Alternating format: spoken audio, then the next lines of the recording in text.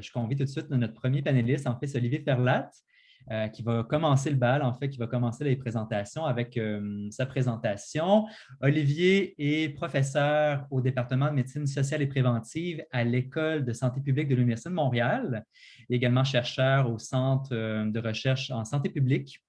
Et ses travaux de recherche sont axés sur la relation entre stigmatisation, marginalisation, violence et santé chez les personnes de minorité sexuelle et de genre. Merci beaucoup, Olivier, d'avoir accepté l'invitation. Puis, je te laisse la parole sur ce.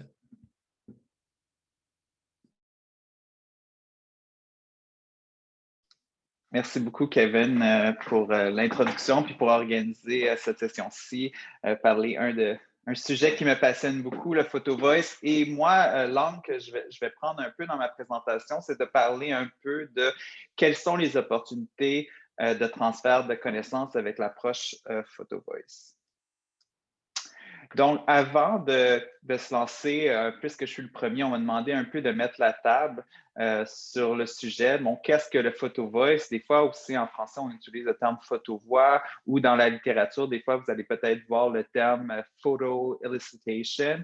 Alors, pour ceux qui sont moins familiers, c'est vraiment une approche de recherche dite visuelle ou participative qui consiste à procurer une caméra à des participants afin que ceux-ci puissent prendre des photos qui décrivent leur expérience ou leur perspective sur un sujet qui les touche. Et souvent, les participants, en plus de prendre les photos, bien, sont appelés à décrire et discuter leurs photos, soit par écrit, ça peut être sur des chats, ça peut être sur Instagram, ou ça peut être plus traditionnellement, ça a été fait avec des focus groups ou des entrevues individuelles. Le but du Photo Voice, c'est vraiment de mobiliser une communauté. C'est ancré dans les traditions de ce qu'on appelle action research, afin que les participants puissent documenter et communiquer leur expérience vécue, mais à une fin qui veut viser des changements sociaux qui pourraient améliorer les conditions des participants ou améliorer leur santé, là, si c'est utilisé plus dans un contexte là, de santé publique, comme moi je le fais. Alors, pourquoi faire une étude Photo Voice? Il y a vraiment un gros engouement pour cette méthodologie dans plusieurs disciplines. Ça s'explique par les nombreux bénéfices de cette approche qui ont été vraiment détaillés dans la littérature. Premièrement, pour ceux qui s'intéressent vraiment aux relations de pouvoir qui peuvent exister dans les situations de recherche entre le participant et le chercheur, c'est une opportunité avec le Photo Voice de vraiment venir perturber les dynamiques de pouvoir qui existent en privilégiant vraiment le point de vue des participants. Parce que les participants prennent, en décidant qu'est-ce qu'ils photographient, bien, les participants vraiment prennent le contrôle un peu de la recherche en décidant un peu les thèmes qui vont y être discutés plutôt que d'avoir les chercheurs venir avec leurs propres questions et décider quelles questions vont demander. Donc, il y a un plus gros contrôle des participants sur ce qui est discuté. Ça permet de rendre la recherche accessible en offrant une alternative vraiment à ce qu'on appelle des entrevues traditionnelles ou qui peuvent se faire sentir comme étant plus un interrogatoire. Donc, les participants, souvent dans les études Photo Voice, on se sent plus comme créateurs de connaissances. Et ça permet des fois d'engager des personnes qui ont une fibre artistique à vouloir contribuer. Ça permet aussi de faciliter les enjeux complexes parce que les participants avec le Photo Voice n'ont pas juste à avoir à décrire leur expérience par les mots. Donc, en utilisant des images, ça leur permet d'exprimer des émotions qui sont difficiles à décrire par les mots ou d'écrire des situations qui sont un peu plus tabous ou difficiles à exprimer. Aussi, ça peut avoir un effet transformateur et ça, c'est décrit quand même assez important dans la littérature que ça permet aux participants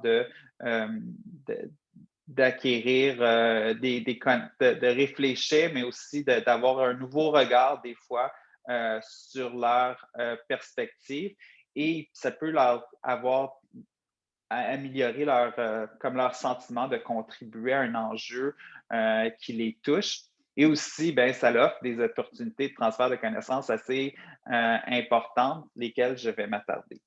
Donc, les opportunités de transfert de connaissances que je vais décrire aujourd'hui viennent d'un projet que j'ai dirigé lorsque j'habitais en Colombie-Britannique à Vancouver. Pendant mon postdoc, j'ai dirigé une étude Photo Voice sur le suicide chez les personnes LGBTQ+.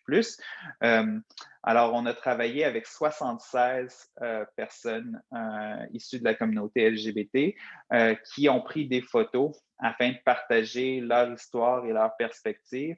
Et dans le contexte de ce projet-là, on a fait des entrevues individuelles parce que le suicide est un sujet quand même assez tabou qui peut être difficile à parler. Donc, on a privilégié cette méthode-là versus des groupes de discussion. Je serais partant pour, si vous voulez venir vers moi, je vais laisser mon courriel si vous voulez en savoir un peu plus sur la méthodologie. Mais je vais m'attarder vraiment sur l'aspect transfert des connaissances parce que vous pouvez vous imaginer, on avait 76 participants. Qui ont pris plus de 700 photos pour le projet. Donc, on se retrouve avec énormément de photos. Et qu'est-ce qu'on peut faire maintenant après ces photos? Donc, traditionnellement, souvent, ce qui est encouragé avec l'approche Photo Voice, c'est l'organisation d'expositions de photos. Donc, nous, on avait organisé plusieurs expositions. On en a eu une à Ottawa, on en a eu 3, en fait, à Vancouver. Ça a été une opportunité avec ces expositions-là d'éduquer le public, mais aussi la communauté et les décideurs sur cet enjeu-là, sur le suicide, d'en apprendre beaucoup plus. On a été chanceux qu'on a eu une très grosse couverture médiatique, en fait, quand on a eu la première exposition à Vancouver. Donc, on a réussi aussi à générer une discussion importante sur ce sujet-là qui est très peu discuté. Et l'exposition aussi a eu un impact aussi sur les participants. Donc, on peut s'imaginer le suicide, c'est quelque chose d'extrêmement tabou. Des fois, les participants, plusieurs de les participants n'avaient jamais partagé leur expérience sur le suicide avec personne parce qu'il y avait beaucoup de honte par rapport à cette expérience-là. Donc, eux, d'avoir partagé leur expérience en photo puis de voir qu'il y avait énormément de personnes qui étaient venues voir leur exposition. On avait eu comme un vernissage, puis il y avait eu genre 150 personnes qui étaient venues au vernissage. Donc, de voir que les gens regardaient leurs photos, appréciaient leur courage d'avoir partagé leur expérience avec le suicide, mais ça avait vraiment eu un impact important sur les participants. Et on a eu la chance aussi de tenir la cérémonie de clôture du sommet sur la santé des hommes gays qui se tient à Vancouver à chaque année. Donc, la cérémonie de clôture avait eu lieu à l'exposition. Donc, ça avait vraiment aidé à sensibiliser les intervenants dans le milieu puis les décideurs. Ce qu'on a remarqué aussi, c'est que notre exposition devenait une intervention parce que ça devenait un lieu où les gens aussi se sentaient en sécurité afin de partager leur propre histoire sur le suicide ou de discuter de la prévention du suicide. Donc, c'était plus que juste un transfert de connaissances. L'exposition en soi, comme vous avez vu comme je l'ai dit, ça devenait vraiment une intervention qui permettait aux participants de vraiment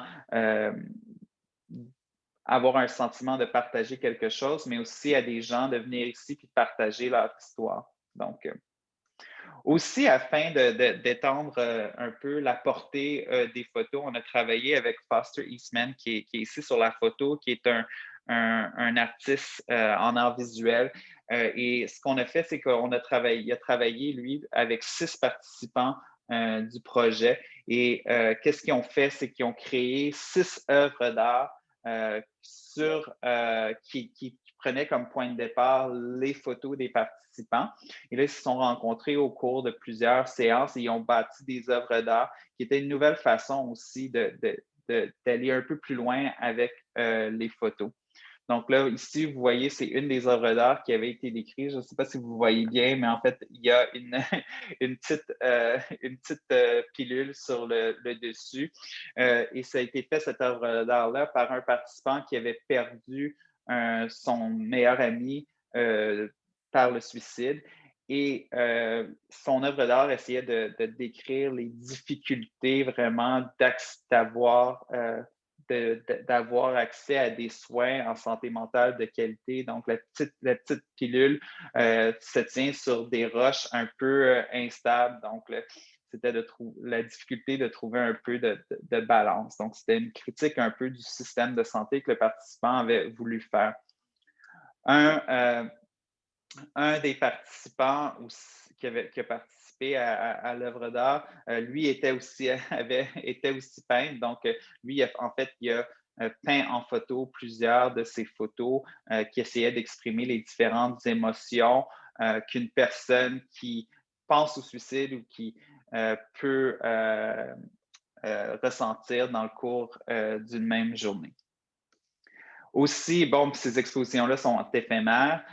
Une des choses qu'on a fait, c'est qu'on a créé 2 livres. Sur la photo, vous voyez le livre qu'on avait créé sur l'expérience des hommes, mais on en a fait un aussi sur l'expérience des femmes.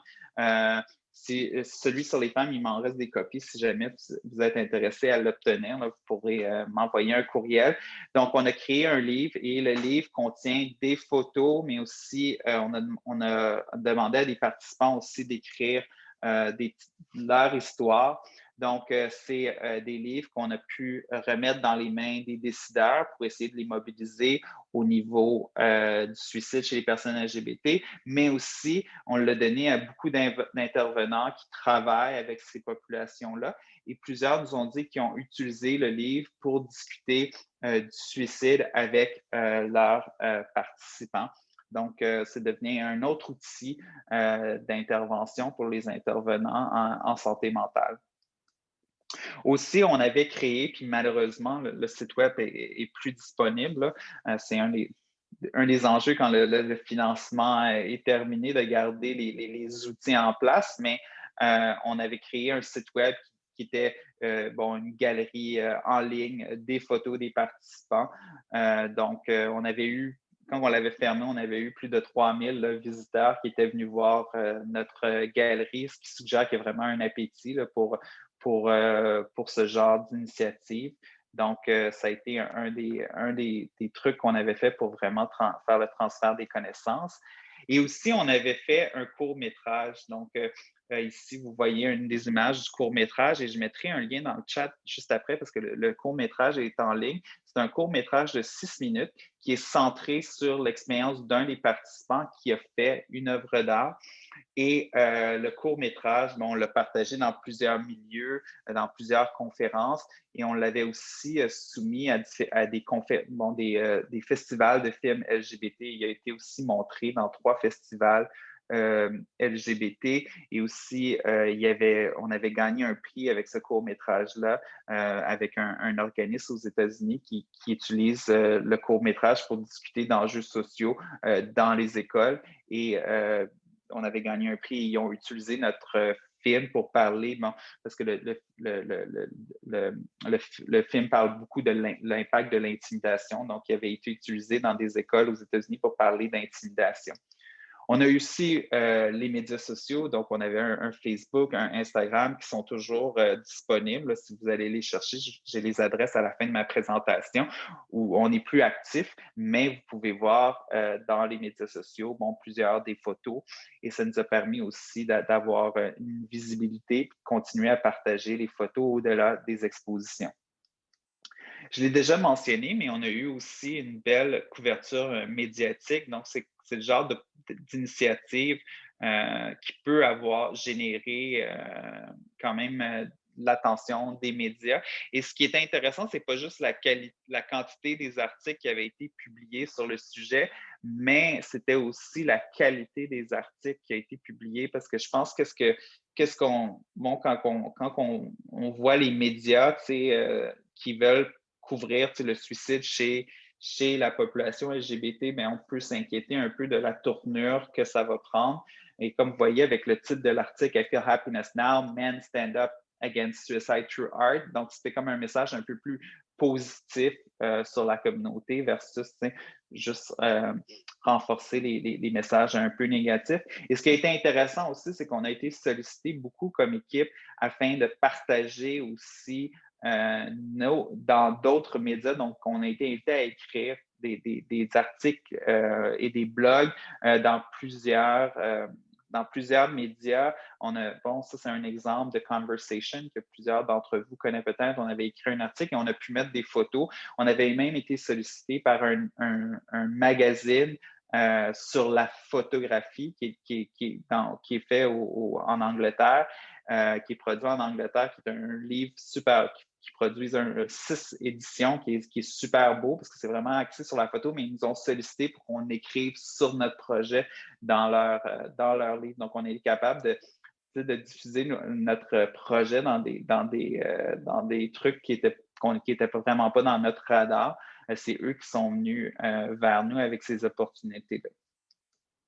Donc, j'ai fait un peu le tour des leçons tirées, des opportunités, mais comme vous voyez, on peut aller beaucoup plus loin que les photos. Vite, parce qu'il me reste quelques secondes, je voulais juste partager quelques défis et leçons tirées. Et un des enjeux, il y a quand même des enjeux éthiques importants avec le transfert des connaissances au-delà de la confidentialité, mais aussi les photos ici sont un peu indélébiles dans le sens que si on partage les photos sur des sites web, elles peuvent être facilement recopiées et réutilisées par d'autres personnes et c'est arrivé dans notre projet en fait et on l'a décrit dans un article scientifique et je pourrais partager la référence et aussi la sécurité des participants, des personnes qui peuvent voir les photos, mais aussi des agents de recherche qui peuvent travailler là-dessus si le projet est sensible, comme vous voyez avec le suicide. Donc, nous, on avait beaucoup mis de choses en place pour s'assurer que la sécurité des personnes qui voyaient les photos était quand même tenue en compte. Aussi, comment faire avancer la voix des participants à toutes les étapes du processus de recherche. Ce n'est pas une question à laquelle je vais répondre, mais c'est une question qui m'intéresse beaucoup et il y a des gens qui ont écrit là-dessus. Aussi, pour s'il y a des postdocs ou des étudiants ou des jeunes chercheurs en début de carrière, comme vous voyez, on a fait vraiment beaucoup de choses. Donc, comment balancer le temps entre les activités académiques, écrire des articles et ces activités communautaires qui peuvent vraiment prendre le dessus? C'est une question que je trouve quand même importante. Et peut-être que vous vous êtes demandé, mon Dieu, combien d'argent ils ont dépensé dans ce projet-là pour le transfert des connaissances? C'est quand même des milliers de dollars. Donc, est-ce que faire le transfert des connaissances pour un projet PhotoVoice, est-ce que c'est trop cher pour le faire correctement? C'est une question qu'on peut se poser, mais aussi la dernière question que j'ai, mais c'est quoi l'impact de toutes ces activités-là sur les politiques et les normes sociales. Donc, c'est sûr que ce n'est pas un projet PhotoVoice qui va changer tout, mais c'est très dur de mesurer c'est quoi l'impact vraiment de ce genre d'initiative. Mais j'ose espérer que ce qu'on a fait a vraiment aidé à mobiliser plusieurs acteurs pour cette cause-là qui était très, très, très peu discuté et continue d'être très peu discuté. Voici mon courriel. Aussi, si vous voulez voir l'Instagram et le Facebook de notre projet, vous avez les adresses ici. Vous allez pouvoir voir beaucoup de photos. N'hésitez pas à me contacter. Tous ces logos-là sont ici parce que c'est tous des personnes qui avaient contribué du financement, soit pour l'étude au début ou pour le transfert des connaissances. Donc, j'en suis énormément reconnaissant.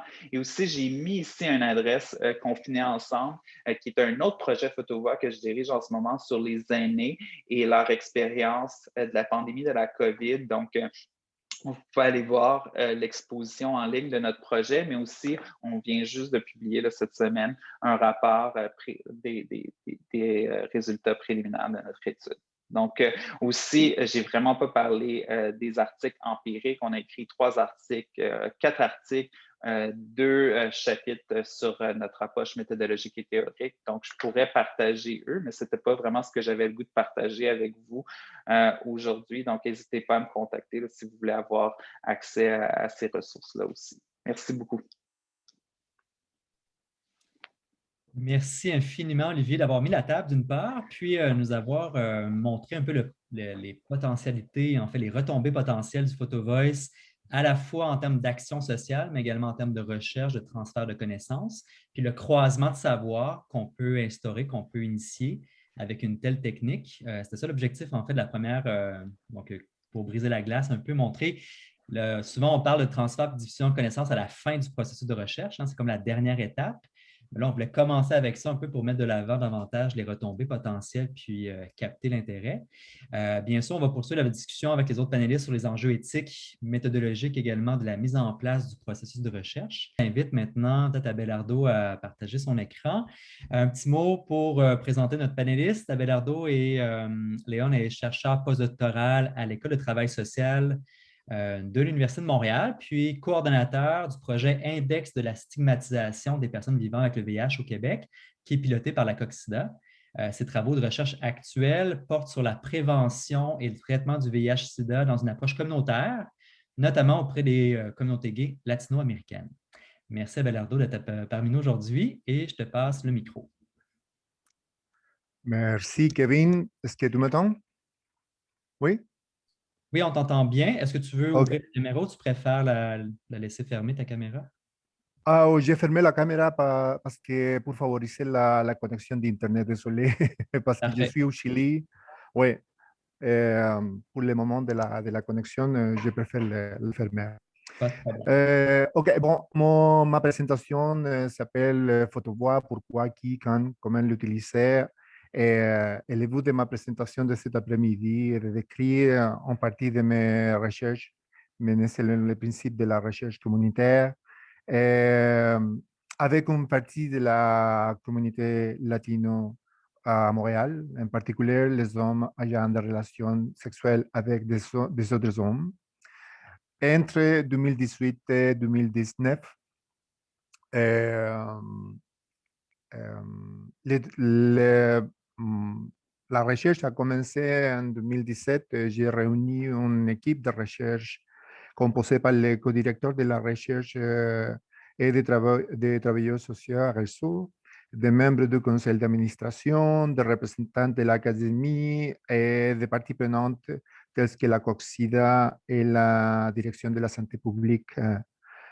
Pour ce qui, dans le cas pour ce qui l'ignore, Réseau, c'est un organisme communautaire francophone situé à Montréal, dont la mission est de promouvoir une approche holistique de la santé sexuelle en offrant des services et des programmes aux hommes ayant des relations sexuelles avec des hommes.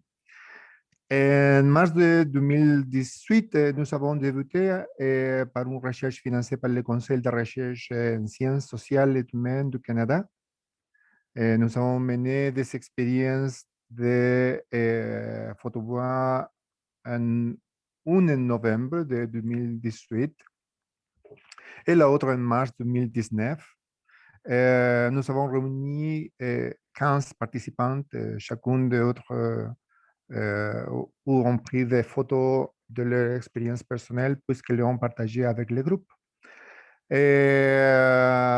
Par exemple, lors de la première photovoix, nous avons réalisé une série de 5 sessions et je vais parler de ça après. Comme je dis, je vais commencer avec les raisons pour lesquelles nous avons choisi cette méthodologie. Euh, je, je pense que je vais à remarquer surtout la possibilité de créer une opportunité créative, de donner une opportunité créative pour les participants pour s'exprimer dans sa propre identité et pour décrire son propre milieu et ses difficultés comme personne immigrante et LGBTQ. Oui. Il y a autre point que je pense que c'est important que je dis ici, c'est que cette photo est utile pour partager une réalité avec des autres communautés différentes ou géographiquement éloignées. Euh, c'est une chose que pour moi, quand j'ai réfléchi sur l'expérience, j'ai conclu que sur ce dernier point, il y a un sujet important que je voudrais suggérer à ceux qui voulaient utiliser cette méthodologie. Ma recommandation est qu'avant d'opter pour cette méthodologie, il faut réfléchir de manière créative au niveau du sujet d'études explorées en fonction du problème. C'est-à-dire que si nous voulons étudier un problème spécifique qui affecte à la personne dans un niveau interne de la personne, ou est-ce que les problèmes que nous voulons étudier se situent au niveau interpersonnel, ça veut dire la communauté, les quartiers, les institutions ou la gens qui se développent, ou la gens qui la société en général et l'interaction de la personne avec la société, ou si finalement notre problème est de tout se situer au niveau intergéographique et par conséquent interculturel ou interethnique. Euh, il est recommandé d'identifier les cadres sur lesquels vous souhaitez intervenir. C'est une chose importante. Et la deuxième chose importante, ces cadres ne sont qu'une référence théorique. Dans la plupart des cas, ils s'influencent mutuellement.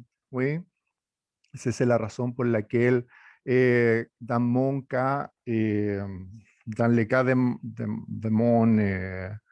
de ma présentation, j'ai choisi cette image suivant cet exemple, car une partie de l'étude réalisée a permis aux participants de parler de leurs relations interpersonnelles, ce qui a également servi d'exercice pour explorer leur propre identité. De cette façon, nous avons non seulement le niveau interne, mais aussi le niveau interpersonnel exprimé dans une photographie qui acquiert de multiples significations. De même, lorsqu'il s'agit d'un participant qui rend public une relation amoureuse avec une tertiaire personne, le défi éthique pratique ici était pour les participants de prendre conscience de l'importance de communiquer puis de faire signer, par exemple, le consentement éthique par la personne qui ne pas participe directement à cette étude. Et ce que l'on voit sur la photo, c'est qu'un des participants à l'étude voulait faire ce portrait et il a dû demander le consentement signé de qui était son partenaire à l'époque pour intégrer son image dans la photographie. De cette manière, chaque participant agit et prend conscience de la valeur de faire partie de cette étude. Et quand utiliser photovoix, un élément important est d'utiliser l'analyse de discours pour identifier les mots-clés ou les idées qui pouvaient relier l'image aux réflexions partagées par les participants, comme nous le verrons dans l'exemple suivant. Mais avant d'aller à l'exemple, je veux m'exprimer sur le dernier point, que c'est photovoix, c'était une opportunité de donner la parole aux histoires, aux obstacles, aux difficultés rencontrées par la personne, oui, par les participantes. Kevin, s'il te plaît, est-ce que tu peux lire les textes ici? Oui, la première photo est quelque chose qui a beaucoup de valeur pour certaines personnes de la communauté latino-américaine et je me suis concentré sur le sujet de l'emploi et les attentes. Il y a des gens qui vont dans les laboratoires ici à Montréal pour faire partie des tests cliniques rémunérés. Cette photo montre un test de crème solaire sur le dos. Ils vous mettent sur une machine afin de tester le facteur de protection. On suppose que ces marques seront effacées avec le temps. On arrive avec les attentes d'obtenir un emploi sous peu, mais avec le temps, on se rend compte qu'il faut gagner de l'argent et on participe à des ateliers. Rire. En fait, la photo, c'est moi dans un test de protection solaire. Je me suis dit que c'était caractéristique des Latinos parce que quand vous rencontrez des Latinos, particulièrement des Colombiens, j'ai demandé aux gens du laboratoire, puis ils m'ont dit que 90% des personnes environ qui viennent pour participer à ces études sont des Latino-américains. Et le modèle, c'est toi que l'intervieweur lui demande.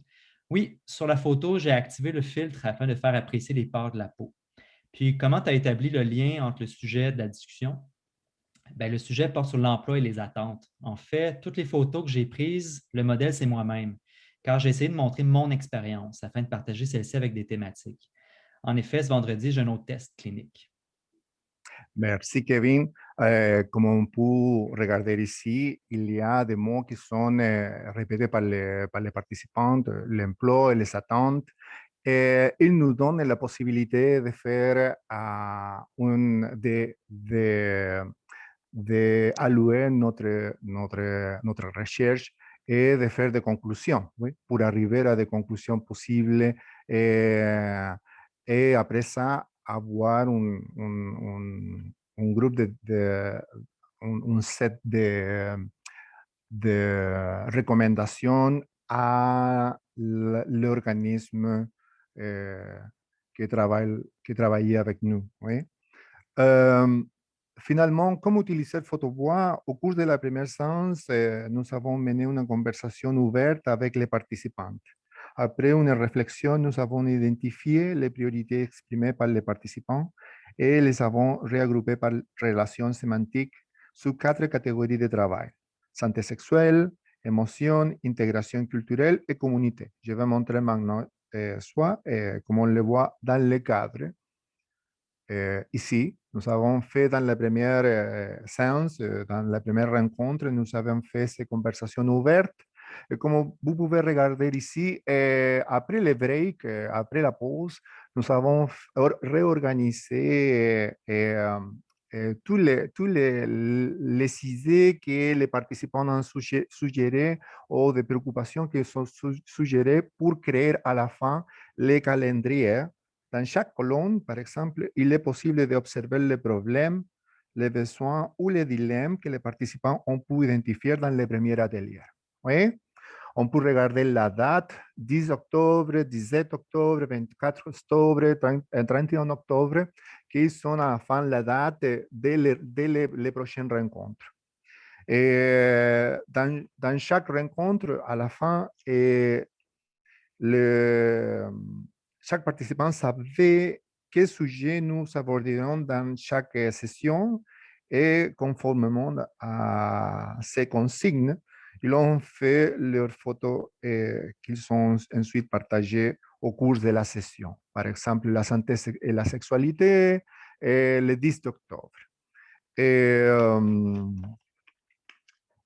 Et, finalement, les informations recueillies au cours de cette étude photobois m'ont permis de réorganiser l'atelier et de conversation selon les accès thématiques suivants: les expériences d'immigration, estime de soi, santé sexuelle et développement des projets de vie. D'autre part, nous avons eu l'occasion de montrer dans les récentes Fierté Montréal une sélection de 28 photographies avec les petits textes extraits de notre recherche photobois afin de sensibiliser les visiteurs sur l'existence et sur l'identité des immigrants hispanophones. À partir de ces premiers résultats et les objectifs principaux de la deuxième étape de notre projet intègre la mobilisation de connaissances comme l'un de ces piliers d'action fondamentaux dans le but de sensibiliser davantage à la réalité des immigrants hispanophones. Et une chose que finalement Amaris dit avant de finir ma présentation, c'est le titre de l'exhibition que nous avons fait. C'est le nom c'était étranger, mais étranger, c'est un portmanteau qui vient de deux mots, étrange et étrangère. Et ça, c'est la raison pour laquelle la minuscule est à la fin. Et le titre a été suggéré et construit par les mêmes participants de la recherche. C'était le groupe de recherche a pensé que c'était un très bon signe de participation, la construction de tout le processus de l'exhibition photographique. C'est tout. J'ai ici un bande dessinée que j'ai fait avec la description de la recherche, avec la description de la conclusion, des objectifs et tous les petits détails de la recherche. C'est ce qu'il y a quelqu'un qui aimerait le voir. C'est sur le site de ACFAS. et je peux partager l'adresse web avec Kevin pour quelques personnes qui, qui est très intéressées. Merci beaucoup. Bien, merci à toi, Abelardo, de ta présentation, extrêmement intéressant, puis concrète aussi en termes de déroulement puis de processus de recherche. Alors, sans plus tarder, on va accueillir notre troisième panéliste, Marie-Joëlle Robichaud, qui est professeure au département de travail social à l'Université du Québec en Outaouais, campus Saint-Jérôme, et elle est membre de l'Institut universitaire Jeunes en difficulté. Ses travaux de recherche portent sur les services de protection de la jeunesse auprès des populations dites marginalisées, notamment les familles racisées et les jeunes trans. Alors, merci d'être parmi nous, Marie-Joëlle, et je te laisse la parole tout de suite. Merci, Kevin. Bonjour tout le monde. J'espère que vous avez encore de l'énergie pour entendre une présentation. J'arrive avec une perspective tout à fait différente et j'ai intitulé ma présentation « Promesses et peines du Photo Voice ». Cet après-midi, je vais vous parler de l'expérience actuelle, très, très, très actuelle, d'un Photo Voice auprès de jeunes trans hébergés par les services de protection de la jeunesse. Donc, avant toute chose, je tiens à parler du fait que je ne suis pas seule. Je travaille avec Annie Pauline-Sampasson, qui est professeure à l'Université de Montréal, mais aussi avec Mathieu Carignan-Allard, qui est notre coordonnateur de recherche depuis bientôt 1 an. Donc, pourquoi faire un Photo Voice avec des jeunes trans hébergés en protection de la jeunesse, me direz-vous? Pour plusieurs raisons que j'espère bonnes, vous pourrez m'en reparler. Mais d'emblée, en fait, on sait très peu de choses sur ces enfants-là, sur ces jeunes-là, sinon qu'ils sont ou seraient surreprésentés dans les systèmes de protection de la jeunesse. En ce qui a trait aux données précises, on n'a aucun indicateur là, quantitatif qui nous permettrait de savoir combien de ces jeunes-là sont à l'heure actuelle dans nos services. Par contre, il y a une réelle préoccupation des milieux de pratique, tant au Centre jeunesse de Montréal que dans l'ensemble des CIS et des CIUS, que des milieux communautaires, en fait, où les jeunes trans qui ont vécu un hébergement peuvent se retrouver par la suite.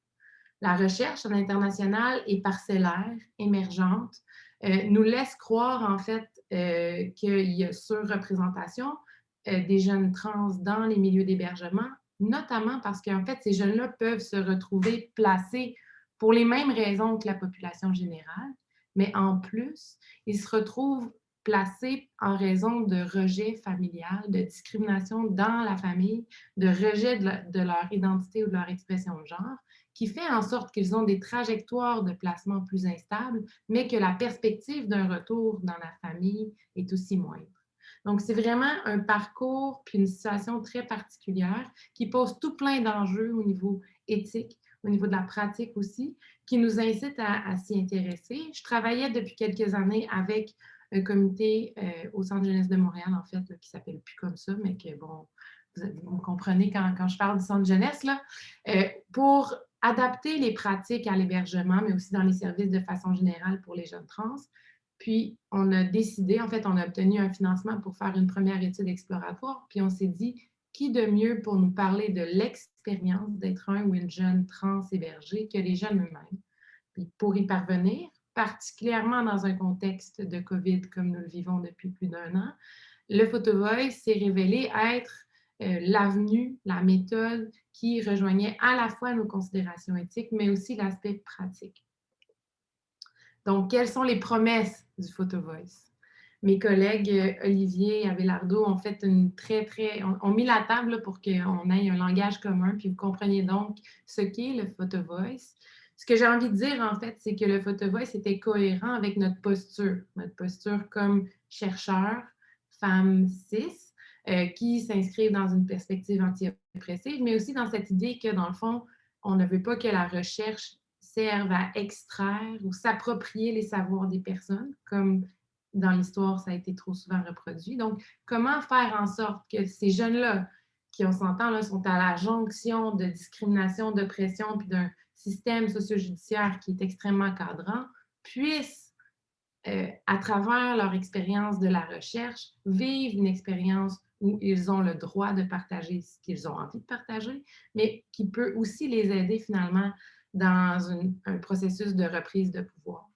Donc, c'est vraiment dans cette recherche éthique là, faire de cette recherche pour faire de la recherche, mais cette idée d'explorer un champ qui est encore méconnu, mais de partir cette exploration-là à partir du point de vue des jeunes eux-mêmes.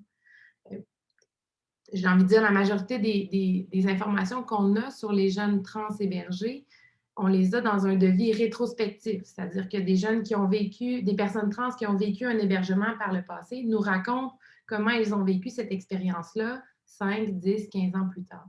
Là, l'aspect original de notre méthode, c'est de dire, ben toi, ici, maintenant, qui vit à telle unité, raconte-moi quelle est ton expérience à travers tes mots, ta créativité, tes ambitions. Donc, on voulait être le moins intrusif par rapport à ça, puis laisser l'espace de reprise de pouvoir. Donc, ici, je vous trace un peu la route là, de ce qu'on propose aux participants quand on arrive à les trouver. C'est-à-dire qu'évidemment, un aspect clé de notre projet, c'est le recrutement, puis je vais revenir là-dessus. Lorsque les jeunes, dans le fond, arrivent à nous, puis que Matt les a rencontrés, puis a pu établir leur éligibilité, c'est-à-dire qu'ils sont âgés de 14 ans et plus, qui sont soit en questionnement par rapport à leur identité de genre ou qu'ils s'identifient comme trans et qu'ils sont hébergés depuis plus de 30 jours. On les invite donc à signer un formulaire de consentement. Lorsque tout ça est fait, on leur fait parvenir un téléphone cellulaire dans leur unité pour qu'ils et elles réalisent leur photo voice avec, dans le fond, la photo, mais aussi le mémo vocal. C'est-à-dire qu'on les invite à prendre des photos, puis à nous dicter ou à nous parler de pourquoi ils prennent leurs photos à travers un enregistrement. Ensuite, à la fin de leur photo voice, puis là, j'entendais tout à l'heure, je pense que c'est Olivier dire on leur donne 14 jours. C'est ce qu'on avait prévu aussi. Finalement, on se rend compte que c'est pas bon, mais bref, ils nous renvoient le matériel, à ce après quoi on les invite, si il ou elle le désire, à un entretien semi-dirigé, vraiment pour discuter, en fait, de ce qui a émergé de leurs mémos vocaux et des photos. Lorsque l'ensemble des participants auront complété leur photo voice, on va les convier à un entretien de groupe. L'idée, c'est de réunir des jeunes trans qui vivent une expérience d'hébergement à travers la province, parce qu'en fait, en théorie, ils peuvent provenir de l'ensemble du territoire, pour discuter des photos, choisir une thématique, choisir les photos qui feront partie de l'exposition numérique. Dans le fond, on veut que ce soit eux qui déterminent vraiment le contenu, la forme, le narratif associé à l'exposition. Ce après quoi on fera une exposition numérique. Puis la dernière étape, c'est un entretien de partage des connaissances qui est vraiment un objectif de partage avec les milieux de pratique, les professionnels, les gestionnaires, pour qu'ils entendent la voix des jeunes par rapport à leurs besoins au niveau de leur suivi dans le cadre de la protection de la jeunesse. Donc, je vous ai dit, dans le fond, dans la promesse, c'est celle, entre autres, là, de leur fournir le meilleur outil pour réaliser leur photo voice. Il faut comprendre que la population à laquelle on s'adresse, c'est une population qui vit beaucoup d'oppression. Ce sont des jeunes qui vivent un isolement numérique qui n'est pas du tout comparable à la tranche d'âge des 14-17 ans de la population générale. Donc, pour qu'ils soient en mesure de faire un photo voice, il fallait leur fournir un appareil capable de prendre des photos de qualité, parce qu'on s'entend que c'est le matériau de recherche, mais aussi capable de faire les mémos et de communiquer avec nous. Parce que dans le fond, ces jeunes-là vivent aussi un isolement au niveau de la communication. Donc, on a déterminé au terme d'une recherche là, des meilleurs moyens que c'était le téléphone cellulaire intelligent. Donc, on leur achète un téléphone, un Moto Power neuf qu'on leur fournit avec des données parce que Internet n'est pas accessible dans la majorité des unités où les jeunes québécois sont placés. On leur fournit aussi un aide-mémoire qu'on a demandé à un graphiste de créer pour nous, parce qu'au moment où il ou elle réalise leur photo voice, on n'est pas là. Puis je vous rappelle que les jeunes ont 14, 15 ans, ce sont des jeunes qui, en tout cas, moi, je fais beaucoup le parallèle avec quand j'enseigne à des étudiants ils ont 20, 22 ans, puis je leur dis, fais un travail sur ce que tu veux, puis là, l'anxiété est là, qu'est-ce que je fais, par où je commence? Mais nos jeunes, c'est un peu ce qu'on leur demande, qu'est-ce qui est significatif pour toi? Parle-moi de ton expérience. Donc, de l'aide-mémoire, vient un peu avec nos coordonnées pour qu'on soit en communication constante à travers la réalisation du photo voice. J'en arrive aux peines. Donc, les peines, elles sont nombreuses, je vous dirais. Elles valent la peine, j'imagine. Mais voilà, la première, c'est l'éthique. Donc, Matt a été embauché l'été dernier, en juillet 2020. Puis, on a tout de suite commencé à travailler sur notre demande d'approbation éthique. Puis, vous voyez ici sur la ligne du temps que, dans le fond, ça nous a pris 4 dépôts pour obtenir l'approbation éthique.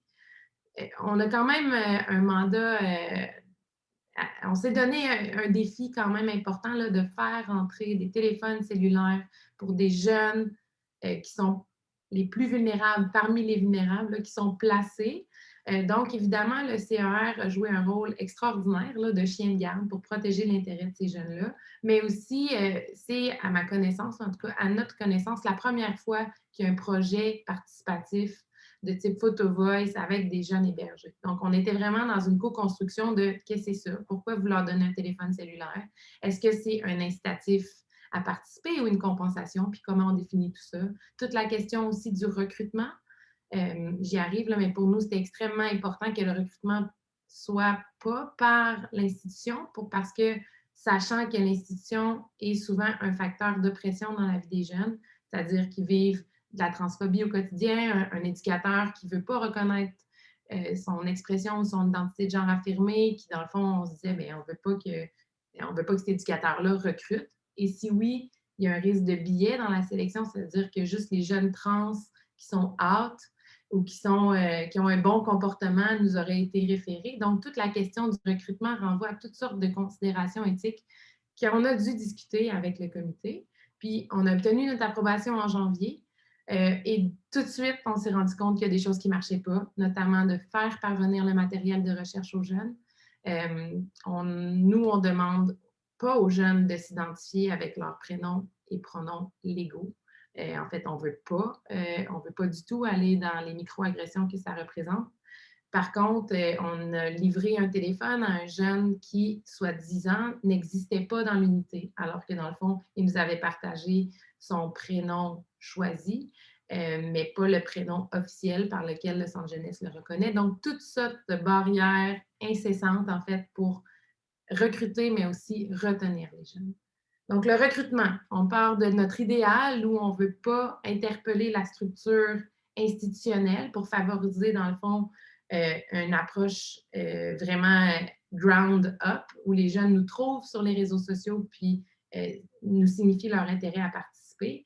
Par contre, parce que, dans le fond, la recherche qu'on connaît, qui est faite auprès d'une autre population trans, nous dit que souvent, à l'adolescence, les jeunes trans vont utiliser les réseaux sociaux pour explorer leur identité, pour créer des amitiés, créer des liens. Fait qu'on avait un peu cette anticipation-là. Par contre, ce n'est pas du tout la réalité. Les jeunes trans hébergés vivent dans des milieux extrêmement rigides au niveau du fonctionnement, c'est-à-dire que souvent, il y a un poste informatique dans une salle commune. Est-ce que c'est vraiment un endroit pour aller explorer son identité? Les moments où ils peuvent accéder à Internet sont extrêmement restreints. Bref, on a une affiche qui a été vue des milliers de fois, partagée des centaines de fois, mais même malgré cela, dans le fond, on a peu de recrutement. Au niveau des ententes avec les établissements, il y a seulement au Centre jeunesse de Montréal où on avait l'accord, en tout cas la convenance là, dans le langage interne, pour faire du recrutement à l'aide des milieux. Puis, en fait, à ce stade-ci, on se rend compte que c'est ce qui fonctionne parce que les milieux ont beaucoup de craintes et de réticences face à notre projet, évidemment. Qui veut voir un jeune arriver avec un sel puis le filmer en train de faire le lunch, en tout cas. Donc, le fait de pouvoir parler aux chefs, aux gestionnaires, aux intervenants, j'ai parlé à je ne sais combien de personnes, mais ça les met en confiance, on se comprend mutuellement les attentes puis le projet, puis donc ça facilite le recrutement. Puis là, je veux boucler. Mais l'autre enjeu majeur, c'est l'accès et la rétention. Je vous ai nommé tout à l'heure la question des prénoms, du pronom, donc comment identifier ces jeunes-là. Toute la question de la confidentialité, mais aussi des trajectoires de vie de ces jeunes-là qui sont vraiment marquées par l'adversité. Une des participantes qu'on a recrutée, au moment de signer son formulaire de consentement, m'a écrit une lettre manuscrite m'expliquant qu'elle passait au tribunal le week-end, puis qu'elle ne savait pas si elle allait changer de milieu, nous donnant le numéro de téléphone de l'éducatrice, puis pour qu'on puisse la rejoindre. Effectivement, on appelle à l'unité, elle a changé d'unité, on se retrouve donc à devoir pour chercher dans une nouvelle unité, mais on n'a pas accès. Dans le fond, les éducateurs de la nouvelle-unité disent ben, vous n'êtes pas sur la liste des personnes autorisées. Donc, comment confronter ces barrières-là? Comment faire face, dans le fond, à l'ensemble des... En fait, ça nous met vraiment au diapason des micro-agressions, mais aussi des barrières que ces jeunes-là vivent dans leur quotidien, parce que nous, comme équipe de recherche, c'est hyper frustrant. Mais donc, ça nous donne, ça ouvre le voile sur plein de choses, mais c'est cette idée-là qu'il y a des enjeux majeurs. Donc, la suite, ben là, j'ai envie de vous dire, c'est l'espoir. L'espoir, dans le fond, que l'ensemble des démarches qu'on entreprend au niveau de l'éthique pour changer notre protocole, pour l'adapter à ce qu'on apprend du milieu, va faire en sorte qu'on va être capable d'accéder aux jeunes, mais aussi l'espoir, dans le fond, qu'on réussisse à entendre le point de vue des jeunes trans hébergés pour qu'on puisse, dans le fond, faire valoir leurs attentes puis leurs espoirs par rapport à leur vécu dans les services de protection.